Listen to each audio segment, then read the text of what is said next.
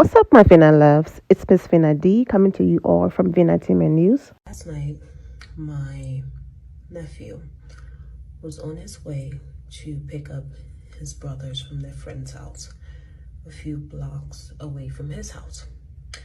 He didn't have his phone, so he wasn't using GPS. He was just going based on the direction that my sister gave him.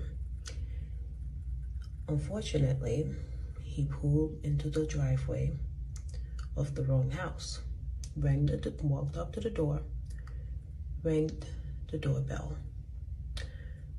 A man opened up the door, looked him in the eye, and said, "Don't ever come back here," as he shot him in the head.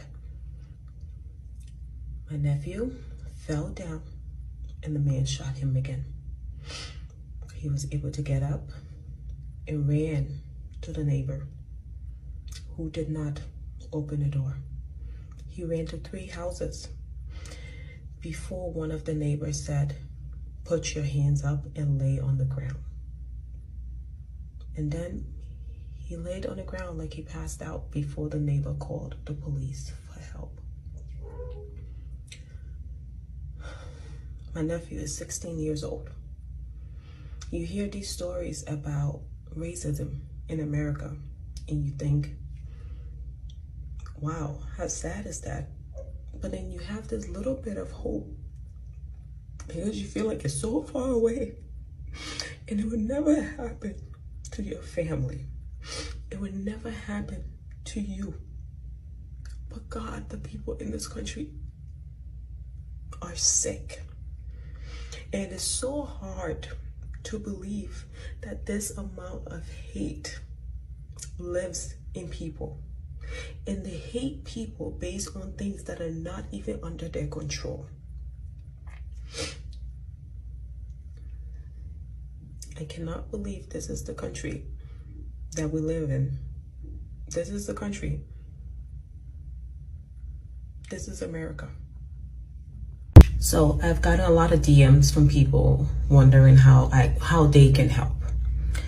The only help that I need and that my family needs right now is to get attention on this situation. I want to get as much light shine on this situation as we can possibly get, because the man that looked my nephew in the eye, pulled out a gun and shot him in the head, and then when he fell down, shot him again, is currently at his house living his best life. And my nephew is in the hospital bed. Yes, he is alive, thank you God. But we don't need to wait for black boys to die for us to say enough is enough. We don't need for them to not be able to move in order for us to say enough is enough. An attack on one black child is an attack on every single black kid, because at the end of the day, they only see one thing. And the fact that we know deep down, if it was any other way, if this was a black man, if this was my daddy, he would not be standing in front of his house with a new glass door cleaning up the staircase. I don't know if that was him cleaning up the staircase or if it was a neighbor cleaning up the staircase. But there was a comment made by the neighbor in the news report that Fox 4KC reported. We look out for each other. Who are we looking out for? Because my nephew ran from door to door. So who are we looking out for? Not the 16-year-old boy. No, not him. That was his auntie Faith. Faith, thank you so much for your strength and for sharing the information with us. All of this happened a few days ago. I've been trying to do the video, but whenever I attempt to post sensitive content, YouTube always flags my videos. But I'm going to keep trying until it goes through. Okay, so once again, Miss Faith, thank you so much for your strength. We're praying for your entire family. We're praying for Ralph. I read the news and I heard that he is home recovering. He is no longer in the hospital. So we thank God for that, and we'll continue to keep him lifted in our prayers. As I was reading different articles, one of the articles that I came across, a close family friend talked about coming from Liberia, surviving the Civil War, and came to this country to feel safe and escape the violence and gun violence and all of that. Okay? Just for this to happen to the family. And then she said the family is from Liberia as well, and they are also survivors and went through what she went through. And that just touched me because most of you are aware that I am from Liberia and I am a survivor of the Civil War in Liberia. And I was just like, my goodness.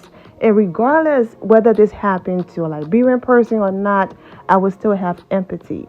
But just to hear that story, and I talk about it all the time when there are gun violence and all of these different things, I talk about, PTSD and everything that I've been through. And so that just really broke my heart. You come to a country to feel safe and all of that, fleeing your country, and even though it happened a while ago, and then something so devastating end up happening to your child. I included the link to his GoFundMe in the description below, and I also did want to read some things that I read when I visited his GoFundMe link. His auntie that you saw in the video listed that he is a fantastic kid. I'm not just saying this because he is my nephew. He truly is. At school, he is a member of the Technology Student Association and Science Olympia team, jazz and competition band. He is a section leader in the marching band, a scholar, and one of the top bass clarinet players in Missouri. He recently earned Missouri All-State Band recognition with an honorable mention.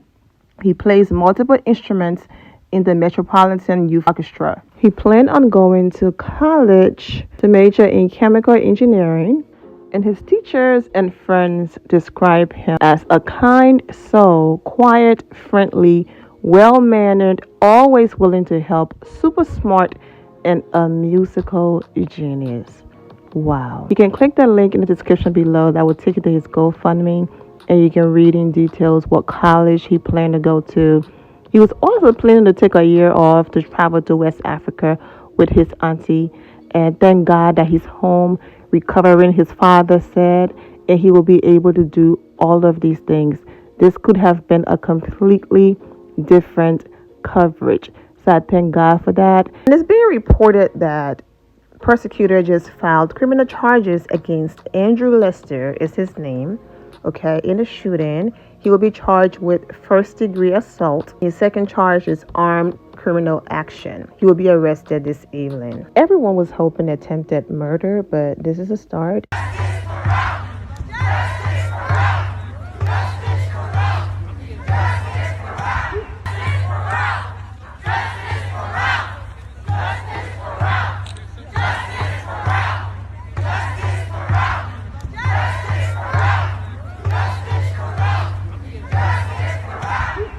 Thank you so much to everyone out there protesting, all of you that made the calls, and now he's being arrested.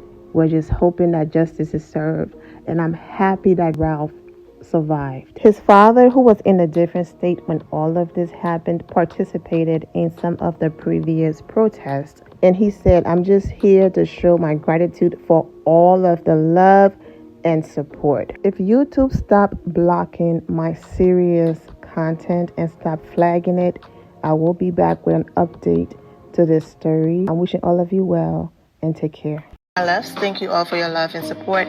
If you're not subscribed to the channel, go ahead and subscribe to the channel. Go ahead and leave this video a thumbs up. Also turn on notifications so when I do post, you're aware that I posted. And I will see you all in the comment section. Remember to always have the God bless attitude, which is being positive at all times and seeing the good in every situation. Have a great day, guys. God bless.